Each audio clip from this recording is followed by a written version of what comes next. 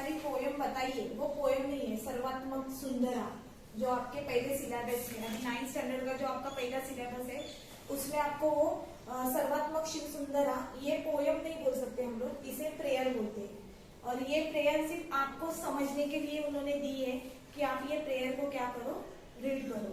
लेकिन अभी आज हमें ये जो प्रेयर है वो प्रेयर नहीं पढ़नी है, बल्कि आज हमें क्या पढ़ना है, संतवाणी। तो संतवाणी में ये जो अ वाली पोयम है, संतवाणी भेटी लागी जीवा, ये पोयम आज हमें यहाँ पर पढ़नी है। सबसे पहले तो ये पोयम की जो लेखक बताए, मतलब लेखक नहीं बोल सकते हम लोग उनको क्या बोलते हैं हम लोग, कवि, बराबर। अभी ये पोयम है, संतवाणी है, तो वो हिसाब से ये एक प्रकार के वो जिन्होंने ये बोली है उनको हम लोग क्या बोलेंगे, कवि। उनका नाम क्या है, संत तुकाराम। संत तुकाराम ये साधु थे, पता है ना आपको, संत थे, बराबर। हाँ, तो उन्होंने ये बताया है, एक अभंग है ये संतवाणी, मतलब ये एक अभंग का टाइप है और उस हिसाब से वो हमें यहाँ पर थोड़ा सा दिया है। तुकाराम बोलोबा आंबिवले व्यवहार आणि अध्यात्म यांची सुयोग सांगड घालणारे वारकरी संप्रदायातील संत कवी आहे। देखो ये जो है ये व्यवहार और आध्यात्मिक मतलब ज्ञान के बारे में वो क्या देते हैं, हमें जानकारी देते हैं। और जानकारी के हिसाब से ज्ञान के लोगों को कैसे रहना चाहिए, लोगों को इंसानों के साथ कैसे बात करनी चाहिए, इसके ऊपर वो हमें क्या करते हैं, ज्ञान देते हैं। म्हणजे सुयोग सांगड घालणारे वारकरी संप्रदाय। वारकरी एक संप्रदाय, जैसे हम लोगों में मराठी में, जैसे आप लोगों में, मुस्लिम लोगों में कास्ट होते हैं अलग अलग, वैसे ये एक वारकरी संप्रदाय, ये भी एक क्या है, एक लोगों की कास्ट है। और उस हिसाब से वो क्या, वो कौन थे, संत कवि थे। कौन थे वो, संत कवि थे। दांभिकता, दैववाद, अहंकारी वृत्ती, दुराचार इत्यादी परखड समाचार त्यांनी आपल्या अभंगामधून घेतलेला आहे। दांभिकता, दांभिकता यानी क्या होता है, हम लोग बोलते हैं ना कि ये बहुत इंसान बुरा इंसान जो बोलते हैं उसे हम लोग क्या बोलते हैं, दांभिकता। दांभिकता, दैववाद, दैववाद मतलब अंधश्रद्धा, ये भगवान अच्छे, वो भगवान अच्छे, मतलब भगवान के ऊपर से क्या होते हैं, झगड़े होते हैं, उसे बोलते हैं। अहंकार वृत्ति, अहंकार वृत्ति यानी क्या होता है आपका, ईगो, बराबर। ही अहंकार वृत्ति आणि दुराचार यानी लोगों में एक दूसरे के प्रति जो इंसानियत है वो कम हो चुके हैं, तो उसके लिए उन्होंने ये बताया है। इत्यादि का पारखड समाचार, समाचार यानी आपको बताया गया है कि आपको ये सब चीजों से क्या होना चाहिए, दूर रहना चाहिए। आपल्या अभंगातून घेतलेले आहे। प्रेम, नैतिकता, करुणा, सर्वभूती, ईश्वर या मूल्यांना प्रमाणभूत मानून आपल्या प्रापंचिक जीवनाचा आदर्श ते अभंगातून मांडत आहे। प्रेम यानी आपको सबको पता है प्रेम क्या है, उसके बाद नैतिकता, करुणा यानी दया, माया, लोगों के साथ आप लोग को कैसे रहना चाहिए, बहुत ही प्यार से रहना चाहिए। और सबसे बड़ी बात तो आपको ईश्वर के साथ रहना चाहिए, यानी भगवान ही आपके लिए क्या है, सबसे बड़े गुरु हो सकते हैं, बराबर, वो जो आपको राह दिखाते हैं। मूल्यांना प्रमाणभूत मानून आपला प्रापंचिक जीवनाचा आदर्श ते अभंगातून मांडत आहे। प्रस्तुत अभंगातून संत तुकारामांनी आपल्या मनातील विठ्ठलाच्या भेटीची ओढ समर्पक दृष्टांतनातून व्यक्त केलेली आहे। मतलब इस अभंग में आपको ये बताया है कि विठ्ठल भगवान, मतलब विठ्ठल भगवान सबको पता है ना, जो हिंदू लोगों के भगवान होते हैं विठ्ठल भगवान, और वो विठ्ठल भगवान को वो बहुत मानते हैं, उनकी वो क्या करते हैं, बहुत ही पूजा करते हैं। तो उस हिसाब से वो विठ्ठल भगवान को मिलने के लिए बहुत ही ज्यादा क्या है, एक्साइटेड है कि बाबा मुझे क्या करना है, विठ्ठल भगवान से मिलना है। तो उन्होंने उसके लिए आपको अलग अलग एग्जाम्पल दिए हैं कि उनको विठ्ठल भगवान से मिलकर क्या लग रहा है, उनको कैसे मिलना है, वो यहाँ पर उन्होंने बताया है। ओके, आपको मैंने जो बताया वो आपको क्लियर हो गया पोयम का ये। अभी आपको हम लोग को देखना है शब्दार्थ। अभी शब्दार्थ में आपको लगाया, देखो भेटी लागी म्हणजे भेटीसाठी, भेटीसाठी यानी क्या होता है, किसी को मिलना, बराबर। हम लोग मिलने के लिए जाते हैं तो उसे बोलते हैं भेटीसाठी। जीवा, जीवा यानी मनाला, जीवा यानी मनाला, मनाला यानी हमारा दिल, बराबर। आस, आस यानी ओढ, ओढ यानी एक्साइटमेंट। मुळा, मुळा यानी निमित्ताने, निमित्त यानी क्या होता है, रीजन, निमित्त यानी रीजन।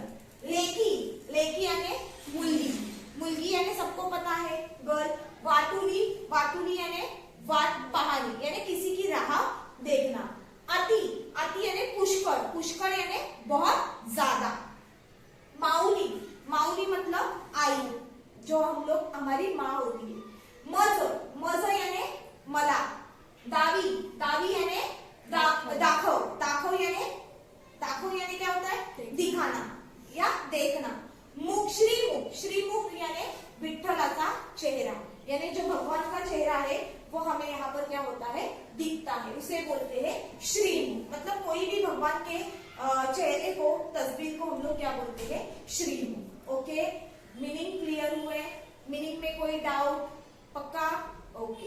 हाँ, अभी हम लोग को देखनी है सेकेंड पोयम में से अ वाली, जो है क्या है, संतवाणी। और उसकी अ वाली में क्या बताया उन्होंने, भेती लागी जीवा। ये वाला अभंग आज हमें यहाँ पर देखना है। सबसे पहले भेती लागी जीवा, लागी से आस, पाहे रात्र दिवस वाट तुझी। पौर्णिमेचा चंद्रमा चकोरा जीवन, जैसे माझे मन वाट पाहे। दिवाळीच्या मुळा लेकी आसावली, पाहतेस वाटुली पंढरीची। भुके दिवा बाळ अति शोक करी, वाट पाहे उरी माऊलीची। तुका म्हणे मज लागिसे भूक, धावनी श्रीमुख दावी देवा। यानी यहाँ पर अभी जो आपको ये पोयम समझाई है, वो पोयम पूरी तरह से क्या है, संस्कृत में बताई है। मतलब इसमें बहुत सारे वर्ड आपको किसमें है, संस्कृत में बताए गए। तो सबसे पहले उन्होंने क्या बोला है, भेटी लागी जीवा, लागी से आस, पाहे रात्र दिवस वाट तुझी। यानी संत तुकाराम विठ्ठलाची आळवण, यानी इंट्रोडक्शन उनका करके दे रहे विठ्ठल भगवान का।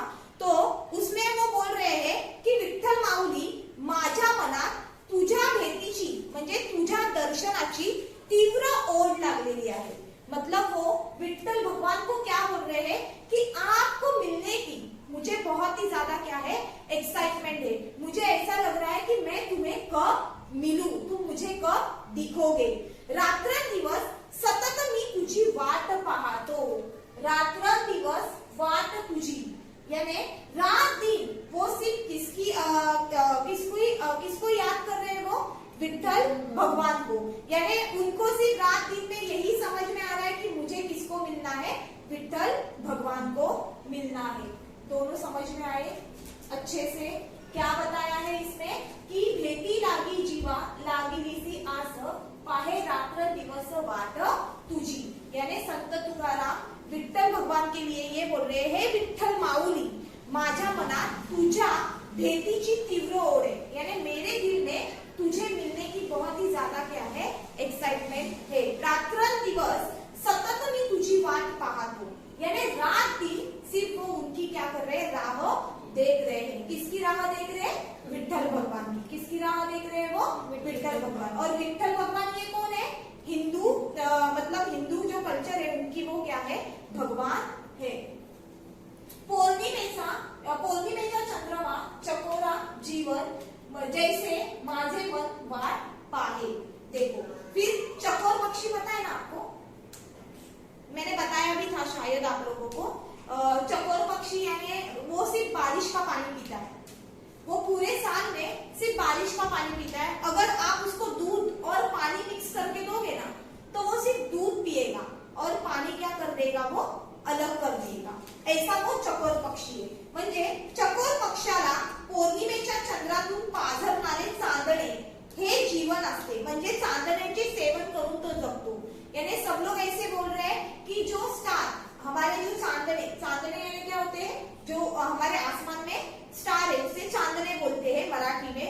और उसका सेवन मतलब वो उनको खा के क्या करता है, यहाँ पर जीवित रहता है। त्या चकोर पक्षाचा उतावीर मनाप्रमाणे माझे मन तुझी वाट पाहते। आणि जो चकोर पक्षी है ना, वो पूरे साल बारिश होने की क्या करता है, राह देखता है कि बाबा बारिश होनी चाहिए, बारिश होनी चाहिए। और जब बारिश होती है तभी वो क्या करता है, पानी पीता है।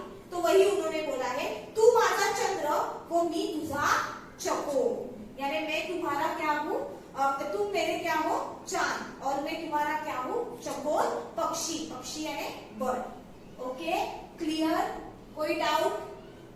दिवाळीचा मुळा लेकी आसावली, पाहतेस वाटुली पंढरीची। देखो, फिर उन्होंने यहाँ पर बताया है कि सासरी नांदायला गेलेली माहेरवाशिनी मुलगी दिवाळी सणाच्या निमित्ताने माहेराला जायला आसुरलेली असते। यानी देखो, आप लोगों में कैसे ईद के लिए न्यू अगर मैरिड हुआ है किसी का, तो उनकी बेटी उनके घर पर लाते हैं, राइट? वैसे हिंदुओं में दिवाली जो त्योहार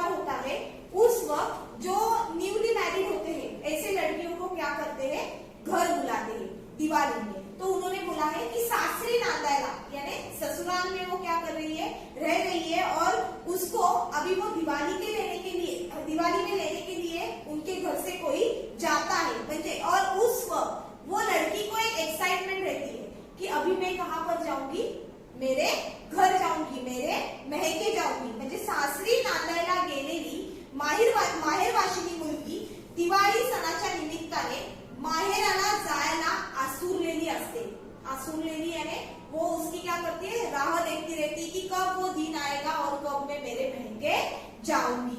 त्याचप्रमाणे विठ्ठला तू माझे माहेर आहेस, यानी उसी तरह से वो क्या बोल रहे हैं, विठ्ठल भगवान आप क्या हो, मेरा मैका हो.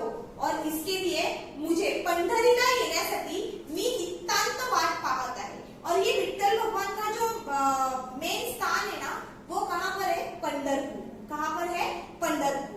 तो वही वो बोल रहे हैं कि मुझे ऐसा लग रहा है कि मैं कब आपको पंढरपुर में आकर मिलूं. ऐसे वो, जैसे उन्होंने एग्जाम्पल क्या बताया है कि जैसे एक लड़की शादी के बाद अपने महके जाने के लिए एक्साइटेड रहती है, वैसे ही उसी तरह से मैं भी तुमको मिलने के लिए उतना ही एक्साइटेड हूँ. समझ में आया, दिवाळीचा मुळा लेकी. हाँ, उसके बाद भुके दिवा. देखो उसके बाद आपको बताया है, भुके दिवा बाळ अति शोक करी वाट पाहे उरी माऊलीची. अभी भुके दिवा बाळ, बाळ यानी छोटा सा बच्चा, भूखे दिवा यानी वो बहुत ही क्या हुआ है, भूखेला, यानी उसको बहुत ही ज्यादा क्या लगी है, भूक लगी है. तो भुकेले बाळ काही खायला मिळावे म्हणून आईकडे रडत असतं, आक्रोश करत असतं. यानी बच्चे को जब भूख लगती है तो वो मुझे भूख लगी है ये बोलने के लिए किसके पास जाएगा, अपने माँ के पास. वैसे वो रोते रोते जब वो बच्चा सिर्फ वो अपने माँ के पास क्या करता है, कुछ खाने के लिए मांगने के लिए जाता है. बराबर, म्हणजे रडून तो आईकडे आक्रोश करत असतो. तू माझी माऊली, यानी विठ्ठल भगवान को वो क्या बोल रहे हैं, तू माझी माऊली. यानी माऊली ये उपमा किसको दी गई है, विठ्ठल भगवान को. किसको दी गई है, विठ्ठल भगवान को. वो मी तुझा बाळ, और वो बाळ किसे बोल रहे हैं, अपने खुद को. यानी विठ्ठल भगवान उनकी क्या है, माऊली है. और वो जो संत का नाम क्या बताया मैंने यहाँ पर, संत तुकाराम. बराबर, और संत तुकाराम क्या बोल रहे हैं, मैं आपका क्या हूँ, छोटा सा बच्चा हूँ. मग विठ्ठलाची मातेची मी मनापासून वाट पाहत आहे. यानी वो क्या बोल रहे हैं कि विठ्ठल रूपी मातेची मी मनापासून वाट बघत आहे. यानी वो बोल रहा है कि मैं तुम्हारे, मतलब तुम मेरे क्या हो, माँ हो, और मैं आपकी क्या कर रहा हूँ, बहुत ही ज्यादा एक्साइटमेंट से क्या कर रहा हूँ, आपकी राह देख रहा हूँ. उसके बाद बताया है, तुका मने मज लागिले से भूक धावनी श्रीमुख दावी देवा. यानी फिर उन्होंने यहाँ पर बोला है कि संत तुकाराम महाराज म्हणतात, हे विठ्ठला तुझ्या भेटीची मला भूक लागलेली आहे. आता धावत ये आणि तुझे श्रीमुख मला दाखव. तुझ्या दर्शनाची आस मला लागलेली आहे. यानी अभी संत तुकाराम महाराज ये बोल रहे हैं कि हे विठ्ठल भगवान, अभी तुम क्या करो, मुझे मिलने के लिए आओ, क्योंकि मुझे अभी आपके मिलने की क्या लगी है, भूख लगी है. मुझे ऐसा हो रहा है कि मैं आपको क्या करूं, कब मिलूं, और आकर मुझे जल्दी से जल्दी आपके श्रीमुख यानी विठ्ठल भगवान का फेस, उसका क्या करवा दो, आप दर्शन करवा दो, मुझे आपका श्रीमुख दिखा दो. और इसी तरह से मुझे आपके दर्शन की क्या लगी है, आस लगी है. आया समझ में, कोई डाउट, पक्का. देखो अभी पहले उन्होंने कौन सा एग्जाम्पल दिया है, यहाँ पर पहले एक एग्जाम्पल दिया है चकोर पक्षी. बराबर, ये चकोरा यानी वो जो मैंने बर्ड बताई है, ये चकोर पक्षी का उन्होंने एग्जाम्पल दिया है कि जिस तरह से चकोर पक्षी बारिश होने की क्या करता है, पूरे साल तक राह देखता है, उसी तरह से संत तुकाराम जो है वो क्या कर रहे हैं, विठ्ठल भगवान की राह देख रहे. ये फर्स्ट वाला एग्जाम्पल हो गया.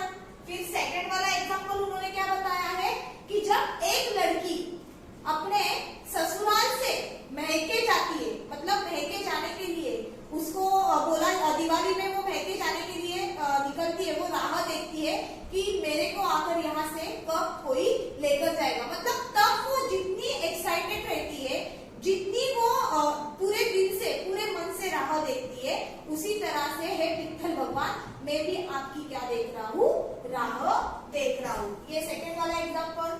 थर्ड वाले एग्जाम्पल में क्या बताया उन्होंने कि छोटा बच्चा, बराबर, छोटा बच्चा जब भूख लगती है तो वो रोते रोते कहाँ पर जाता है, अपने मम्मी के पास, क्योंकि उसको